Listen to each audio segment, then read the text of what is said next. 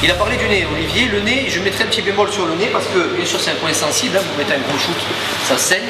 Par contre, ça dépend du gabarit. Si un mec c'est un bagarreur de rue, il s'est déjà fait 20 fois refaire le nez à la chirurgie esthétique, il s'est fait éclater le nez plusieurs fois, si vous lui mettez un coup sur le pif, il va peut-être saigner, mais ça ne va pas le mettre en combat.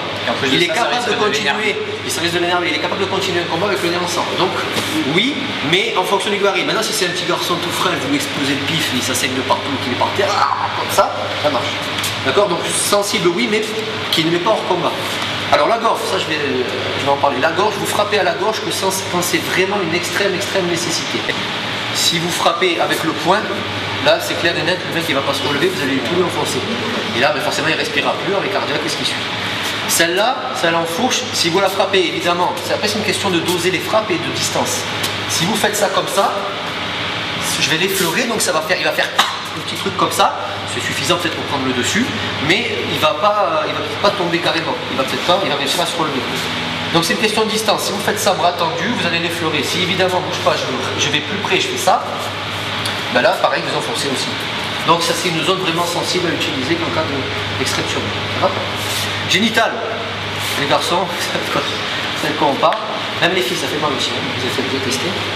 Donc génital, pas de souci. Par contre, c'est pour ça que je vous dis de frapper avec le milieu du quadriceps, c'est pas le genou. Si vous faites ça comme ça, si vous faites ça comme ça, vous touchez le pubis ici. Avec la pointe.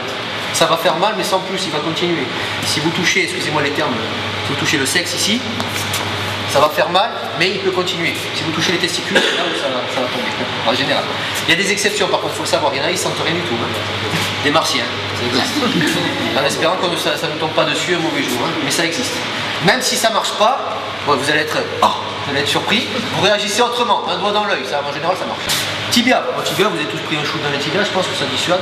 Après toujours pareil, une question d'habitude, le mec c'est un cogneur sans arrêt, il tape comme Van Damme, vous savez dans les paniers. D'accord, c'est un mec qui fait du kickboxing ou quoi, il a les tibias béton, mais c'est vous qui allez morfler. Donc ici, quand vous frappez sur les tibias, très sensible, surtout avec les chaussures, hein, avec la semelle ici, ça peut dissuader. Le pied, même à travers la chaussure, après ça dépend des chaussures. Simplement ça sur le pied, un gros shoot ici, ça dissuade, c'est clair.